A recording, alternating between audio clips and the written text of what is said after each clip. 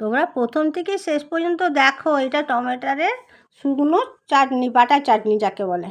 এটা ভাত বা রুটি দুটো দিয়েই খাওয়া যায়। এগুলো আমি কেটে পরিষ্কার করে রোদে দিয়ে দিয়েছিলাম, ঠিক একদিন পরে এরকম দেখতে লাগছে। এবারে আমি রসুন, কারিয়া পাতা, তেঁতুল, শুকনো লঙ্কা বা কাঁচা লঙ্কা, যারা কারিয়া পাতা না খাও তারা পুদিনা পাতাও দিতে পারো, যারা তেঁতুল না খাও তারা লেবুর রসও দিতে পারো।